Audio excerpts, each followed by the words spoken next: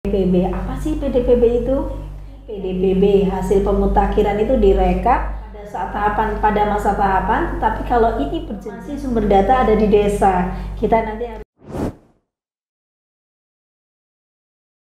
Assalamualaikum warahmatullahi wabarakatuh. Halo teman pemilih dimanapun Anda berada, saya Kartika Novianti Wahyono, host podcast KPU Kabupaten Blitar. Ingin mengajak teman pemilih semua untuk membahas seputar dunia kepemiluan dengan narasumber-narasumber yang sangat luar biasa tentunya. Dan sekarang di hadapan saya sudah hadir wanita cantik, hebat, dan luar biasa. Mari kita beri tepuk tangan untuk Ibu Endah Yuni Endrawati. Ada 10.000 penonton Bu di depan Bu. Beliau merupakan komisioner KPU Kabupaten Blitar, Divisi Perencanaan Data dan Informasi. Selamat pagi Bu Endah, bagaimana kabarnya? Selamat pagi Mbak Tika, alhamdulillah sehat, baik. Bu Endah, boleh memperkenalkan diri dulu Bu Endah di KPU Kabupaten Blitar ini sebagai apa? Baik, terima kasih Mbak Tika.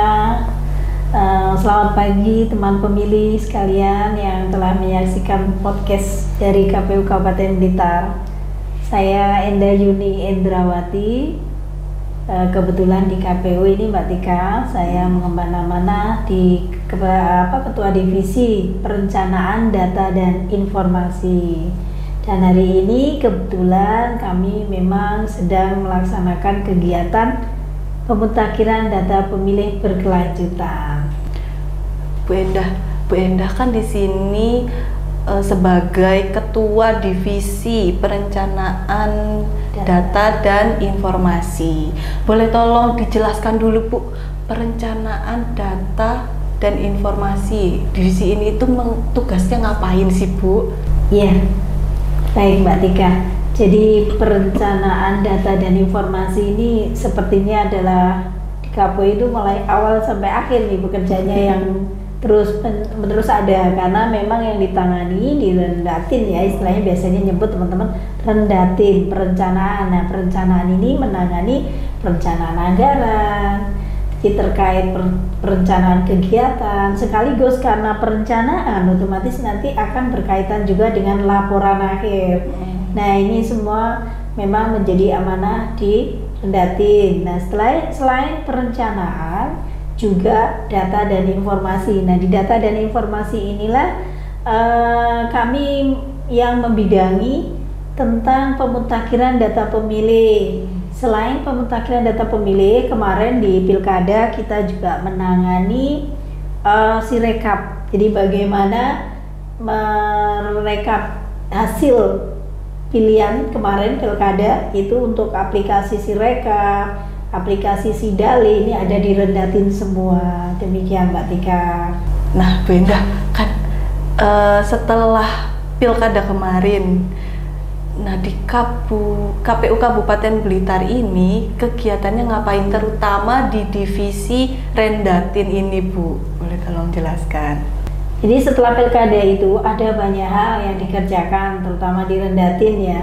Jadi karena terkait perencanaan, pada akhirnya laporan akhir pun juga rendatin harus menyelesaikan gitu ya. Nah itu terkait, jadi habis Pilkada kita karena di Pilkada ini dilaksanakan di November menjelang 2025, kita menyiapkan rencana anggaran untuk 1 tahun ke depan kan, pasca Pilkada. Nah itu jadi kita bikin RKB, sekaligus juga kemarin menyiapkan RKB untuk pemilu 2029. Ini terkait permintaan kesepakatan juga itu. Terus selain itu kami juga menyelesaikan laporan-laporan pelaksanaan Pilkada dan terkait apa yang dilakukan oleh rendatin sendiri. Itu yang termasuk rekap, hasil Sirekap ya, hasil rekapitulasi akhir ini kan juga ada di rendatin ya kemarin. Nah ini setelah itu, pasca itu mulai 2025 kita mempersiapkan pemutakhiran data pemilih berkelanjutan. Karena data pemilih ini kan dinamis ya Mbak Tika. Jadi kita harus melakukan pemutakhiran berjenjang. Nah, ini yang kami lakukan dan hari ini sedang kami laksanakan kegiatan tersebut. Jadi itu Mbak yang sementara ini sedang kita lakukan. Nah, teman pemilih, tadi kan udah kena spill dikit nih tentang pemutakhiran data pemilih berkelanjutan atau PDPB. Nah, Bu Endah, boleh tolong dijelaskan apa itu PDPB, Bu? Nah, pemutakhiran PDPB ya, kita singkat PDPB. Apa sih PDPB itu? Nah, PDPB ini adalah bagaimana kita melakukan proses penyusunan data pemilih dengan mensinkronkan dari data DPT terakhir ya, pemilihan terakhir dalam hal ini pilkada, itu kita sinkronisasikan dengan DP4 dari Kemendagri yang itu nanti kita siapkan untuk DPT berikutnya. Jadi begitu, untuk apa istilahnya memperbarui data pemilih yang ada dari DPT terakhir dengan mensinkronkan DP4 atau data kependudukan dari Kemendagri. Demikian Mbak Tika. Jadi PDPB ini untuk mengupdate begitu ya Bu, sistemnya mengupdate data pemilih. Nah, jadi tujuan sebenarnya Bu dari PDPB ini apa? Ya, terima kasih. Tujuan dari PDPB ini Mbak Tika, kita nanti akan memelihara dan memperbarui DPT pemilihan yang terakhir itu kita lakukan secara berkelanjutan sehingga penyusunan pada pemilu berikutnya itu sudah bisa kita lakukan sejak sekarang gitu, karena data pemilih ini kan berkelanjutan dinamis ya Mbak ya, dinamis sekali sehingga harus kita lakukan PDPB untuk mempersiapkan DPT pemilu berikutnya. Selain itu nanti kita juga menyediakan data dan informasi pemilih berskala nasional, yang mana data pemilih ini kita suguhkan dan melalui proses yang komprehensif, akurat dan mutakhir. Tanpa melupakan bagaimana menjamin kerahasiaan data pemilih itu sendiri. Begitu Mbak Tika. Ya, saya sebelumnya pengen tahu nih Bu Endah, pemutakhiran data pemilih berkelanjutan. Kan saat pemilu dan pilkada kan sudah pasti juga melakukan pemutakhiran data pemilih nih Bu.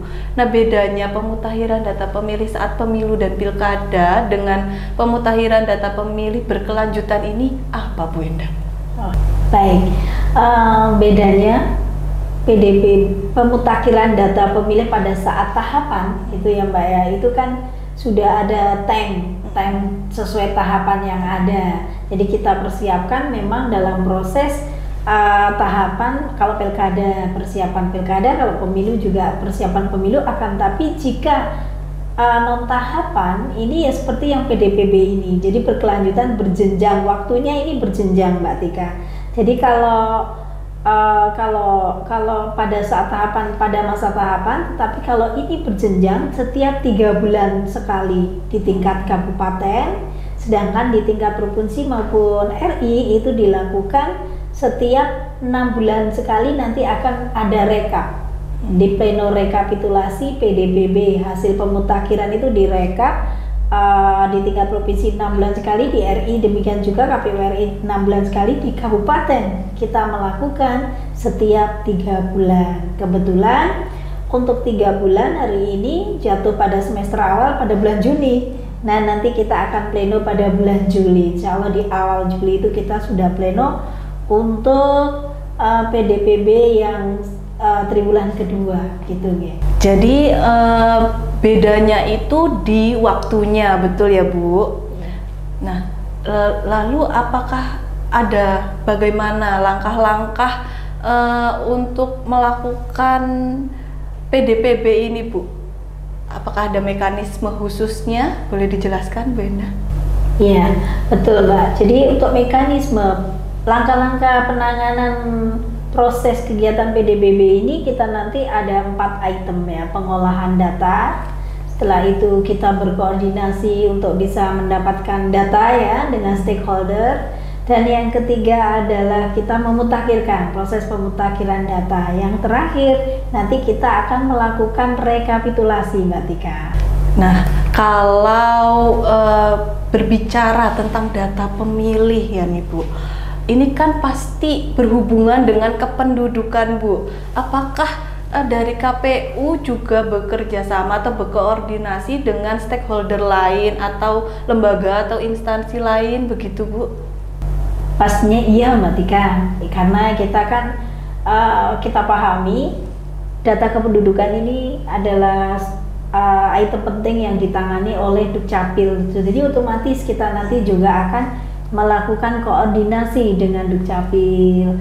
Terus kalau terkait data ini, data TNI Polri yang purna atau yang bergabung baru, otomatis kita juga akan melakukan koordinasi untuk mendapatkan data nama-nama atau yang dari warga Kabupaten Blitar ini yang sudah bergabung selama rentang waktu yang sudah kami sebutkan tadi ya, setiap triwulan itu nanti berapa jumlah orang-orang dan identitasnya yang sudah bergabung dengan TNI Polri atau juga yang purna. Nah itu yang nanti kita akan update datanya setiap 3 bulan sekali. Selain dengan TNI Polri dan Dukcapil, kita juga berkoordinasi dengan imigrasi Mbak Tika. Nah di imigrasi ini kenapa? Karena kita juga harus mendapatkan data adakah WNI yang sekarang sudah berubah menjadi WNA. Nah itu yang nanti akan menjadi item penting juga untuk mencermati dari data yang ada, data pemilih yang ada. Jadi perubahan-perubahan elemen apa saja yang harus kita tahu. Nah selain itu kita juga akan mencermati pemilih baru. Nah pemilih baru ini otomatis juga koordinasi dengan Dukcapil Mbak Tika. Nah selain itu juga ada banyak hal lain yang stakeholder berkaitan dengan tugas-tugas KPU adalah keberadaan Bawaslu.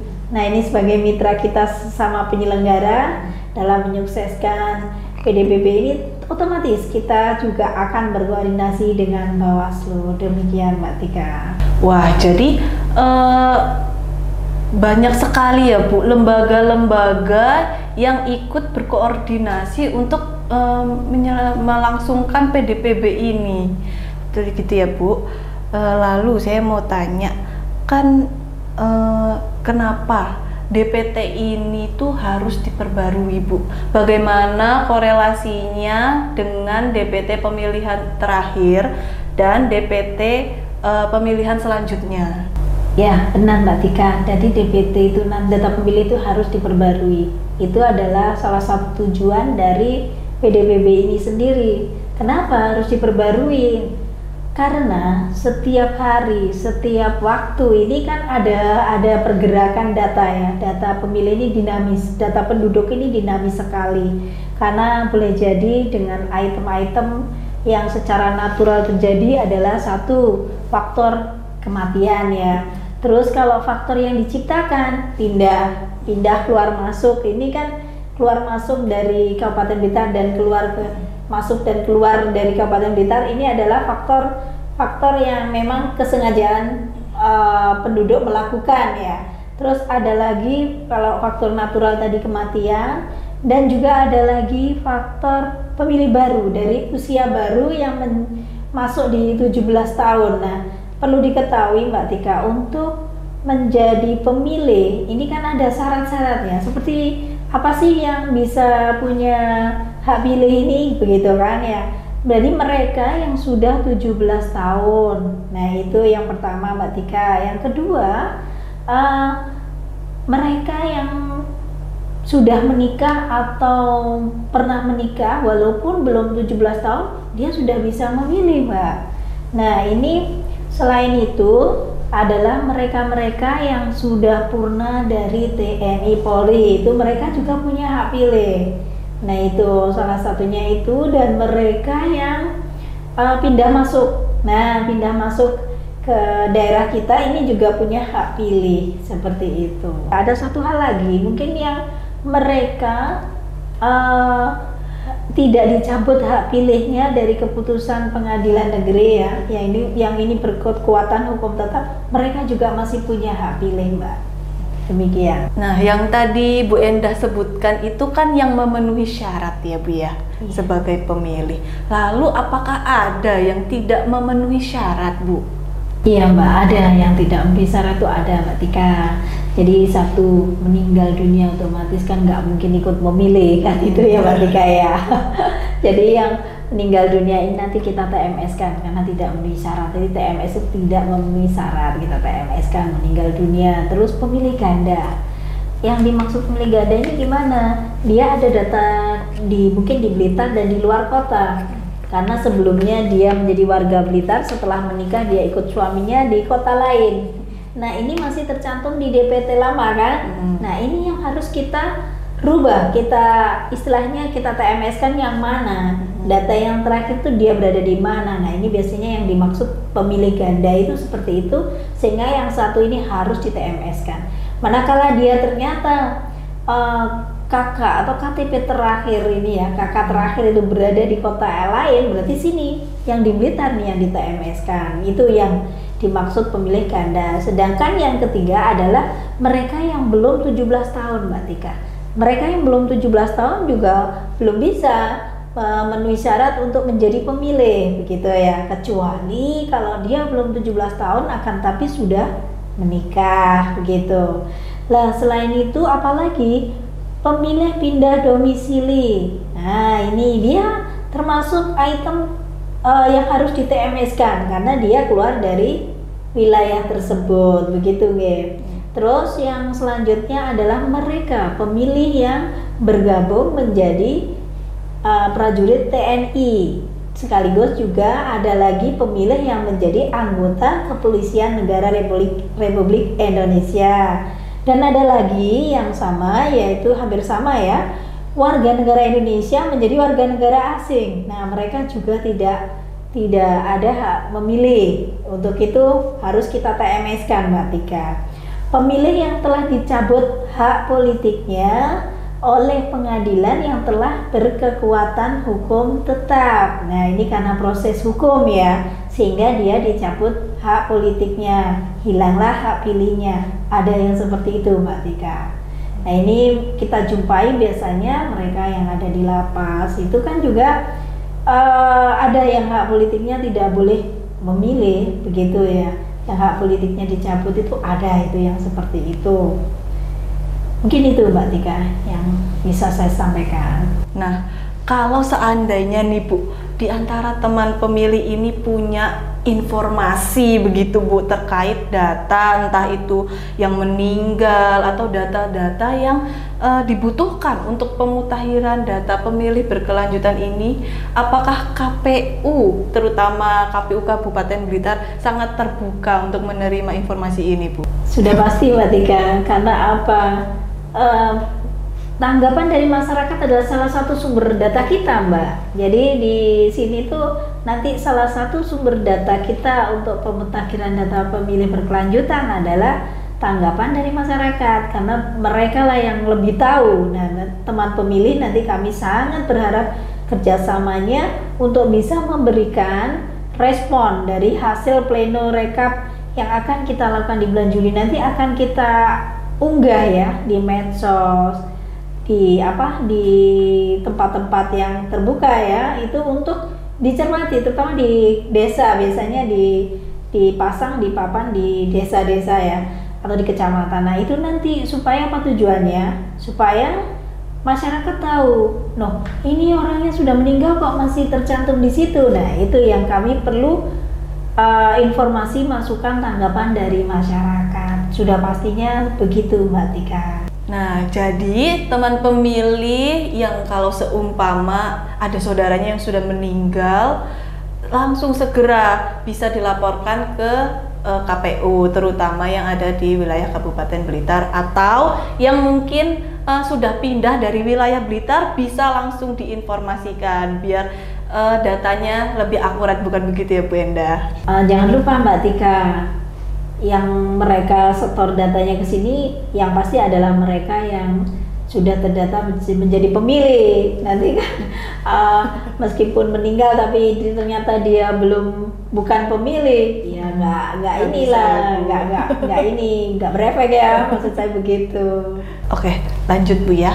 Berarti apa selama PPDB ini ada nggak sih tantangan atau kesulitan yang terjadi saat melakukan pemutakhiran data pemilih berkelanjutan ini, Bu Endah? Ada Mbak.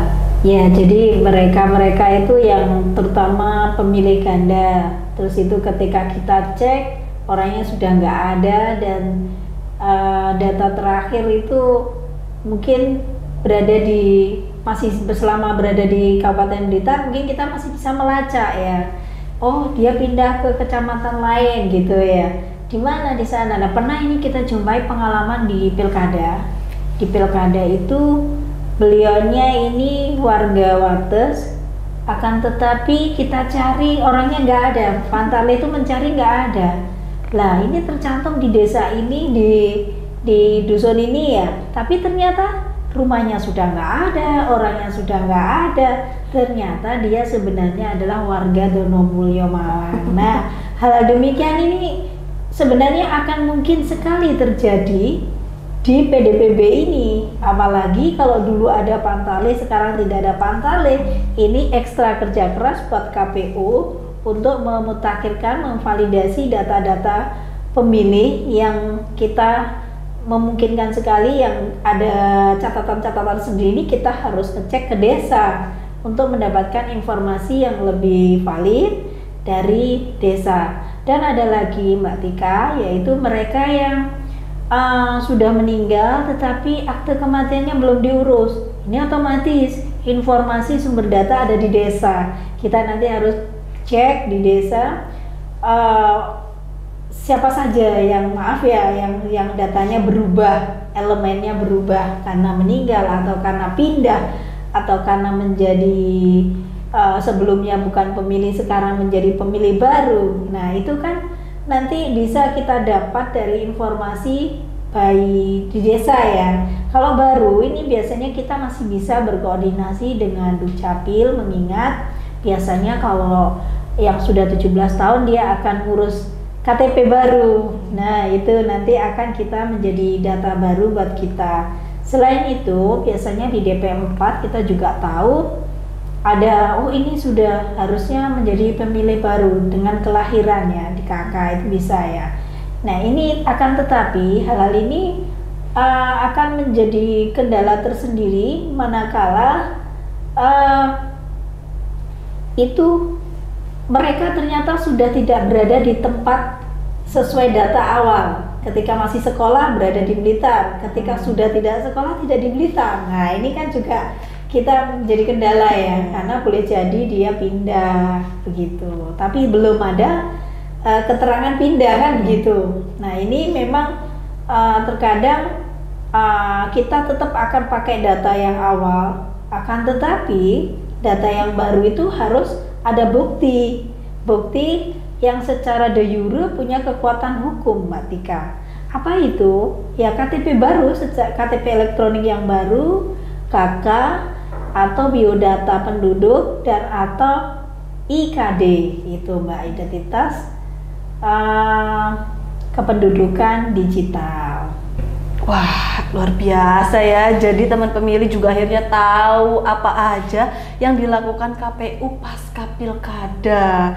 Karena pasti banyak teman pemilih di luar sana yang bertanya-tanya, KPU kalau selesai pilkada ngapain sih? Ternyata KPU setelah pilkada itu juga banyak tugasnya teman pemilih. Nah, sebelum saya tutup podcast hari ini, kira-kira ada pesan nggak dari Bu Endah untuk teman pemilih khususnya di KPU Kabupaten Blitar terkait dengan PPDB ini, Bu? Ya, Mbak Tika. Ini mungkin yang bisa saya sampaikan bahwa terkait kegiatan PDPB ini kami sangat mengharap kerjasama masyarakat secara umum Kabupaten Blitar utamanya untuk bisa memberikan tanggapan, respon, memberikan informasi kepada kami untuk disampaikan ke helpdesk kami, sehingga kami nanti benar-benar akan memberikan data ini data yang valid, yang data yang akurat ya. Otomatis nanti memang harus dibuktikan ya. Akan tetapi pada catatan tertentu, biasanya untuk orang yang meninggal ya mendadak, ini kan tidak natural ya. Pergerakan natural itu memang tidak bisa direncanakan kan. Nah itu kami sangat berharap informasi dari teman-teman pemilih yang menyaksikan ini, kami berharap memberikan informasi ke helpdesk kami untuk bisa membantu kami menyuguhkan data yang mutakhir, akurat. Begitu Mbak Tika. Nah, jadi untuk teman pemilih di luar sana, khususnya yang ada di KPU Kabupaten Blitar, kalau punya informasi-informasi bisa dihubungi helpdesk di sini, nanti ditambahin. Oke, terima kasih banyak Bu Endah. Sama-sama Mbak Tika. Semoga sehat selalu dalam bertugas. Amin. Semoga kita bisa bertemu dalam waktu dekat di podcast episode selanjutnya. Siap, iya. Dan untuk teman pemilih, terima kasih sudah menyimak podcast pada hari ini di podcast KPU Kabupaten Blitar. Jangan lupa untuk subscribe, like, share, dan komen di channel YouTube KPU Kabupaten Blitar. Saya Kartika Novianti Wahyono, host podcast KPU Kabupaten Blitar, pamit undur diri dan sampai jumpa di podcast episode selanjutnya. Sampai jumpa.